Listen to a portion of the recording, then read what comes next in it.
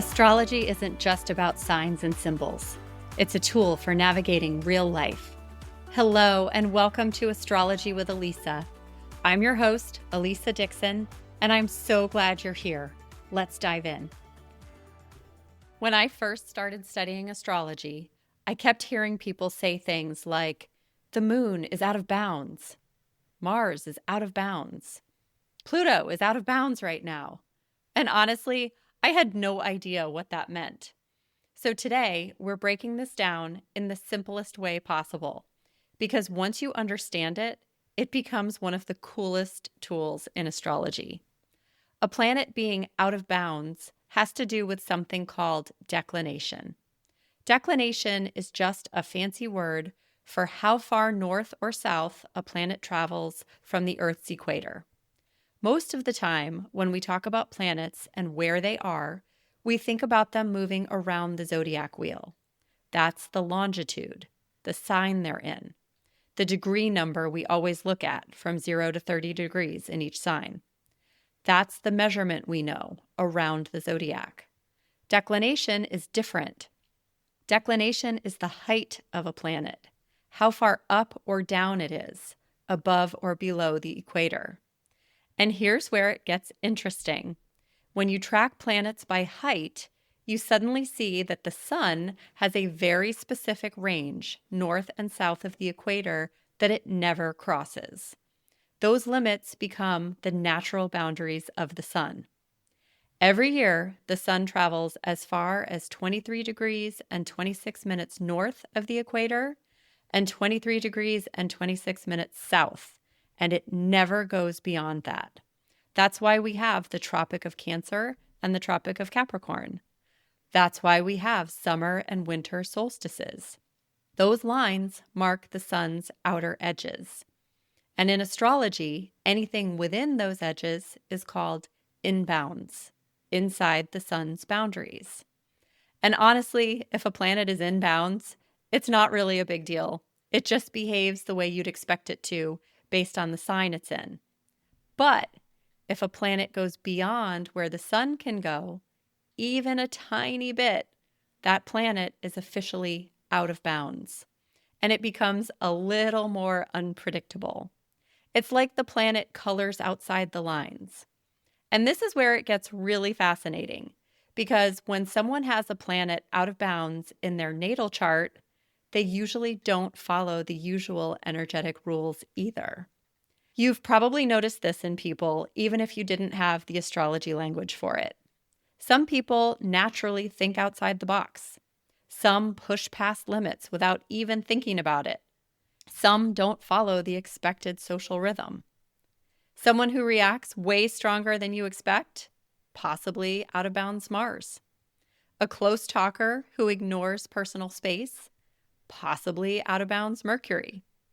People with out of bounds planets don't always recognize the same boundaries the rest of us live within. So their energy can show up as unconventional or just a little different. But there's a gift in it, because these are often the people who push through things that might stop everyone else. They can go farther with that energy simply because they don't feel the sun's limits. And the farther a planet goes out of bounds, north or south, the stronger that effect becomes. It's like the energy gets amplified the farther it wanders beyond the sun's edge. And it's one of the first things I check when I read a natal chart, sometimes even before sun, moon, or rising signs. Because out of bounds planets carry their own intensity, their own rhythm, and their own way of expressing themselves. And I want to know where someone's energy might be stronger, brighter, more extreme, or more innovative than the chart suggests at first glance. Now, of course, as soon as I learned about this, I immediately checked my own chart. I didn't have any of the main planets out of bounds, but I do have Ceres out of bounds, a dwarf planet, also known as one of the 4 major asteroids.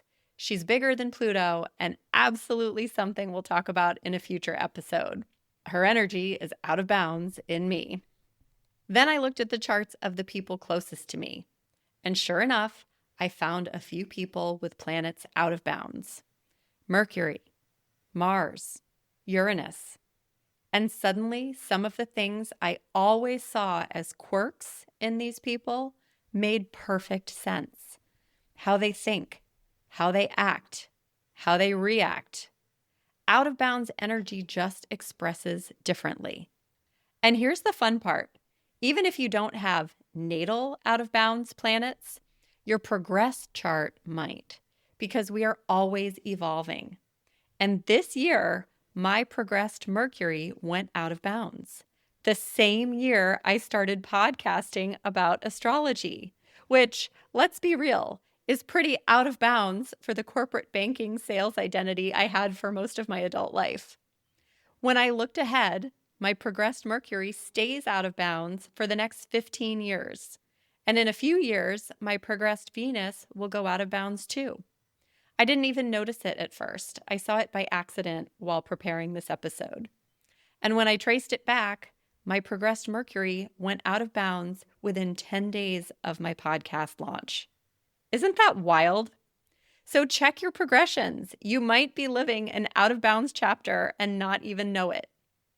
Now let's talk about out of bounds planets in real time, because this energy isn't just personal. It moves through the collective too. And when planets go out of bounds in real time, we all feel it. The moon is the perfect example, because the moon goes out of bounds all the time, every month for a few days here and there. So when the moon is out of bounds, our emotions can feel a little extra, a little more raw, a little more reactive, a little more dramatic.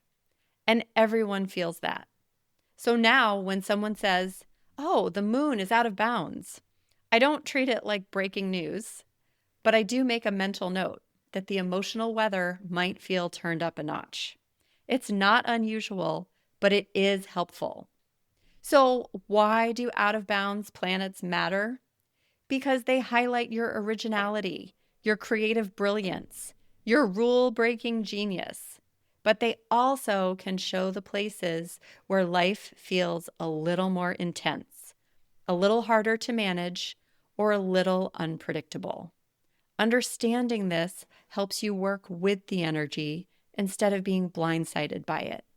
It helps you see and understand your natural wiring, your hidden strengths, and your gifts.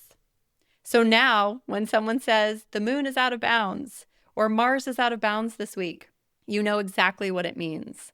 It's just a planet moving higher or lower beyond the sun's boundary lines and showing up a little differently than usual. Sometimes extra, sometimes intense, sometimes brilliant, but always interesting. So check your natal chart, check your progress chart. You might discover an out-of-bounds genius living inside of you.